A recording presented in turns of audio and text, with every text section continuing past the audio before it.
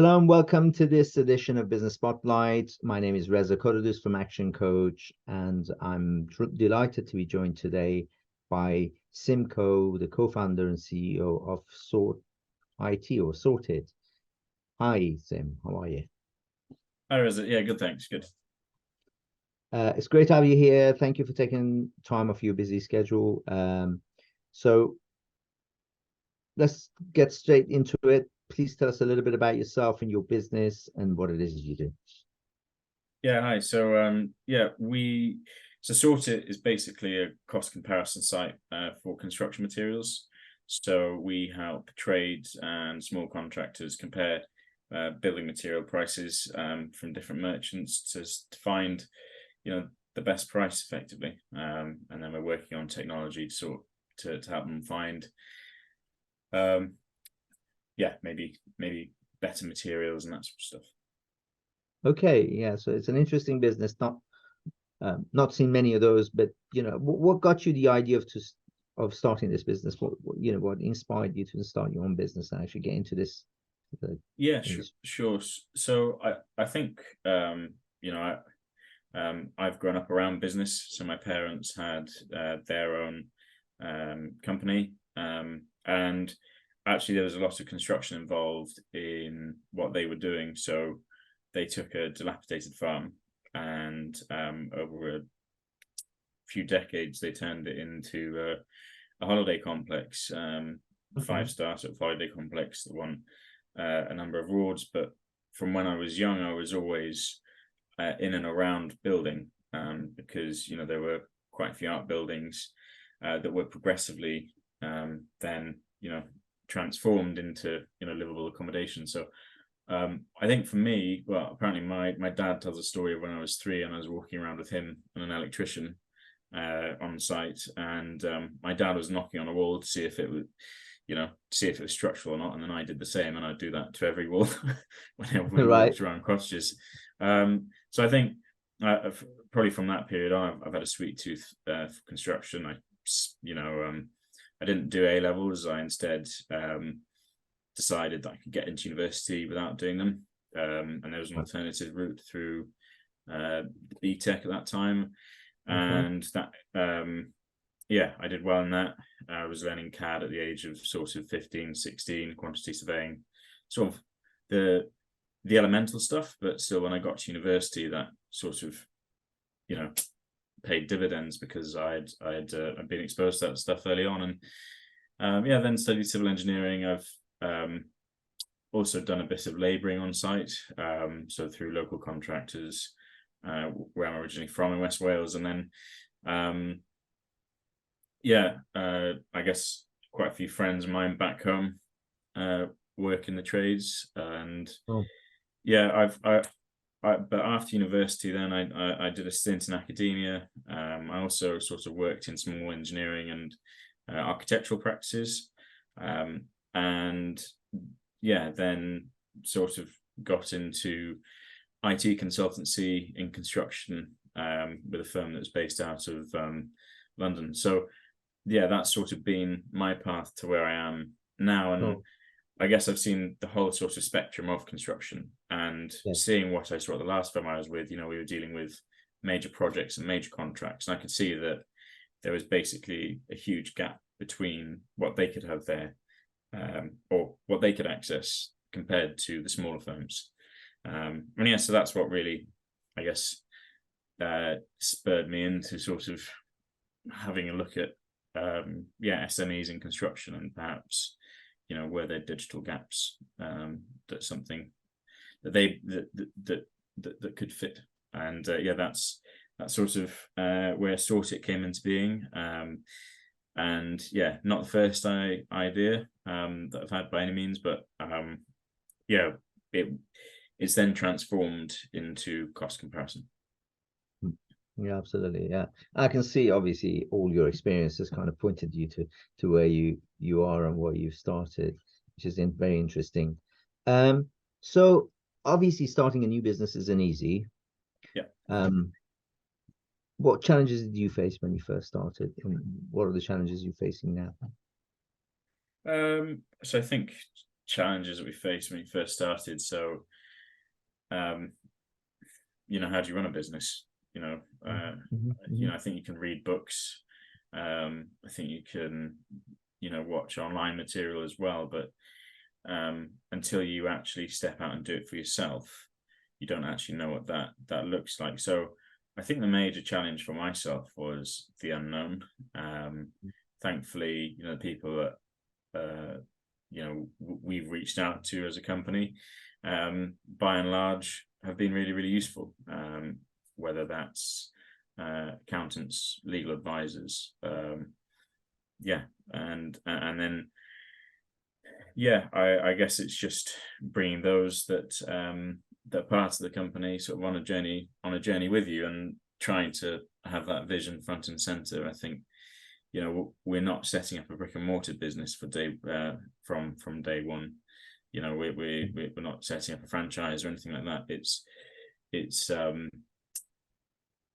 It's different having to build software and waiting for that software to be built. So I think the challenges on day one were the unknown. I think you think that the unknown is smaller then, and then it's sort of that information paradox. The more you know, the more you realize you don't know, right? So I would say today, I've got a good understanding of where the business sits in terms of our size currently, but where we to grow, there's then another level of unknowns we don't know. And I think that's a challenge. I think it's just trying to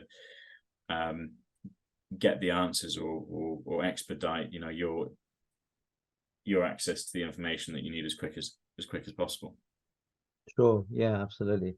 And I guess in that journey, you've learned a lot. And what has been your biggest learning?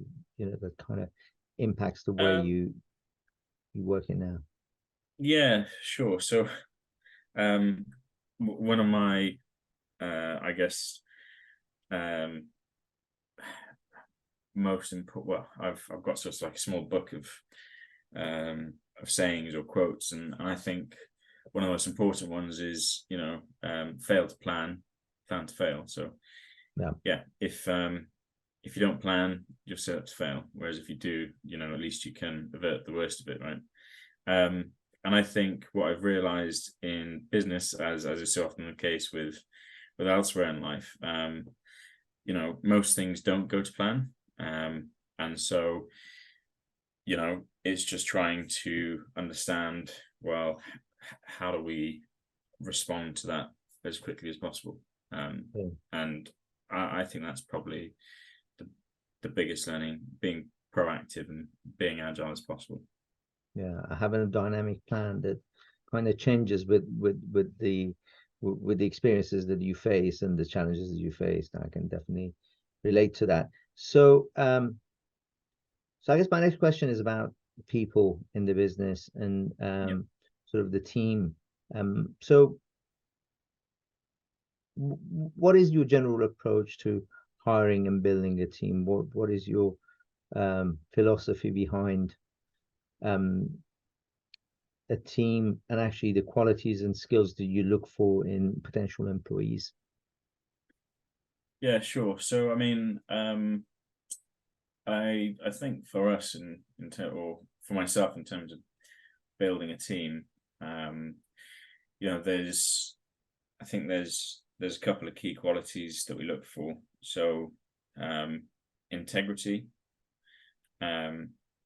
drive, and confidence.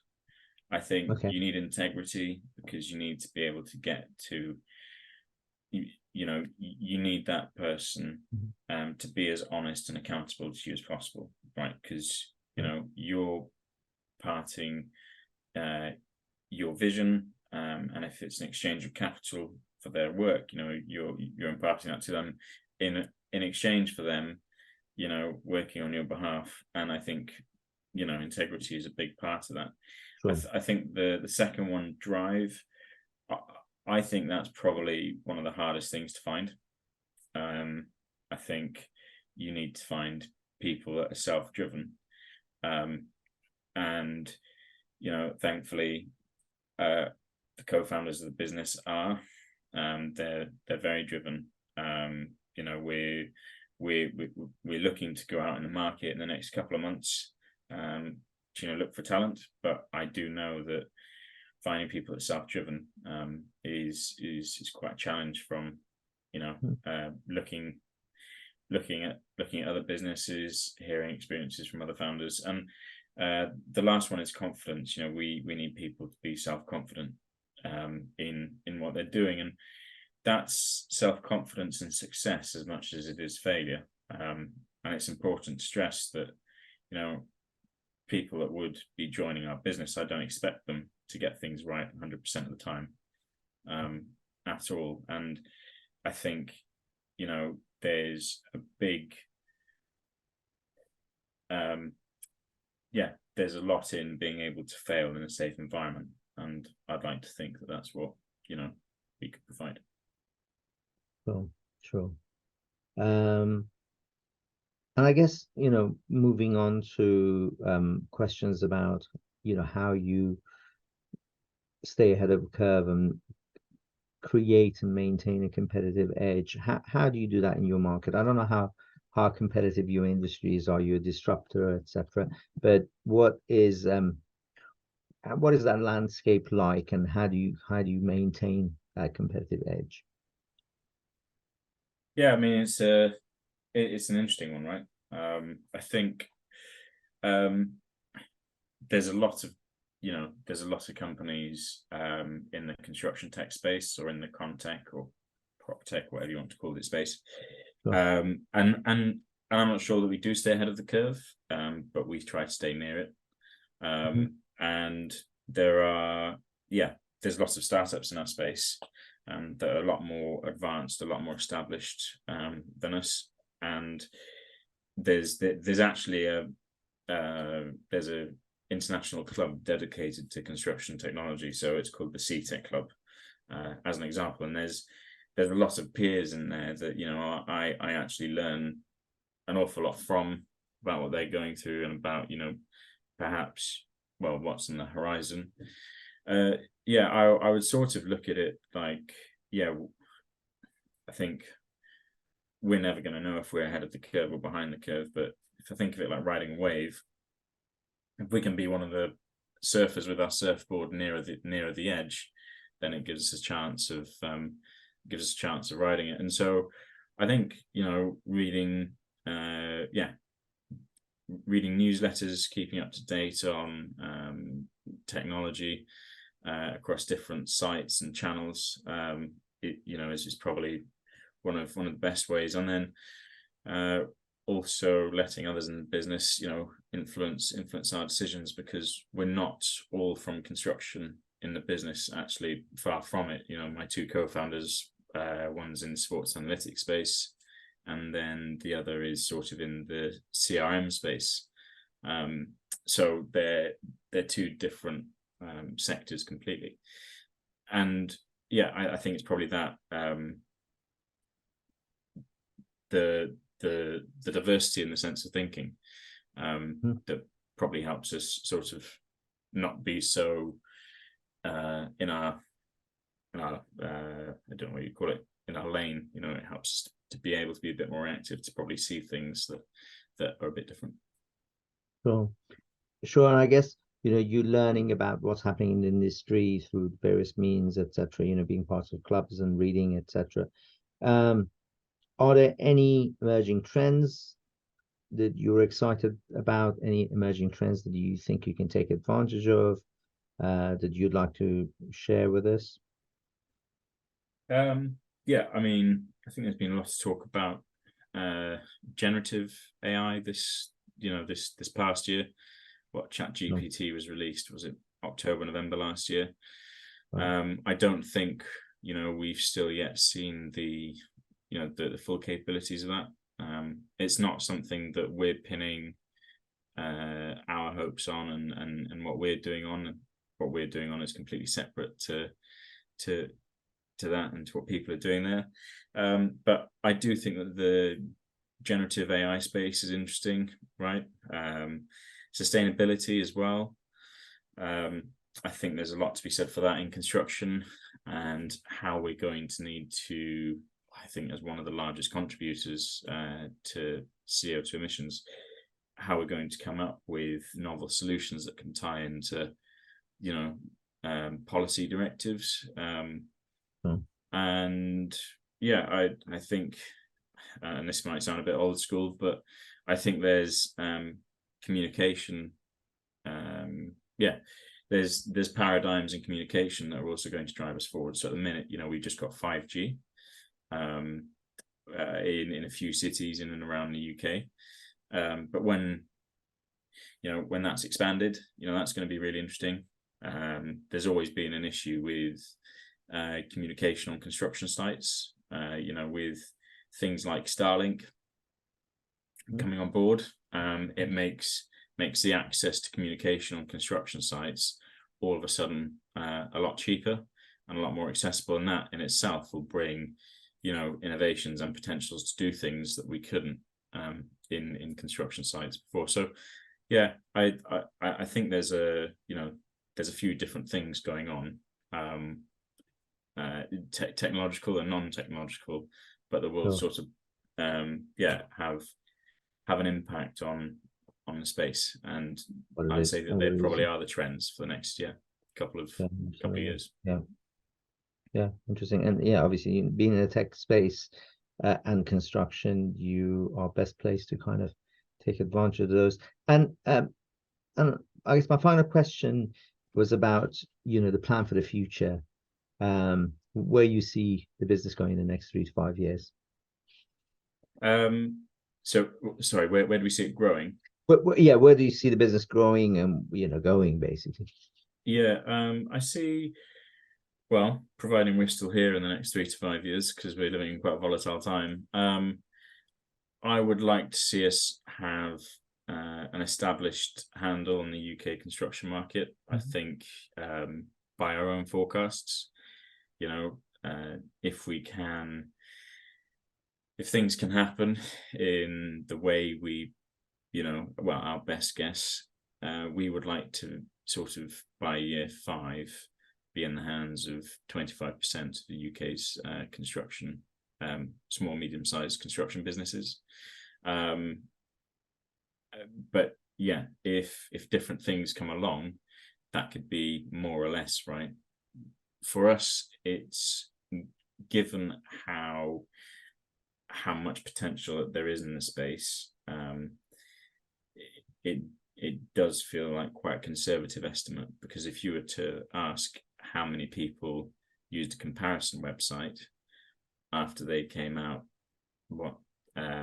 5 years after they originally launched, you're probably looking at a majority of UK households that are looking to compare energy, compare insurance, things like that. So for us, if we are offering big savings to people in buying construction materials or what have you, then can't see why we couldn't sort of experience a similar level of growth in construction. Yeah, and I agree. I mean, we all use price comparison sites in our everyday life, and this is a very useful application of that for the construction industry. So thank you for your time. I really appreciate the time you spent with us today. Really enjoyed our chat. There was lots of interesting information that everybody can benefit from. Obviously, I wish you success in your goals for the next 3 to 5 years, and also this year. It's been a pleasure meeting you, Sim. Thanks very much, Reza. Great. Thanks for having us on the podcast. Really, it was really, really enjoyable. Thank you. Thanks for coming on.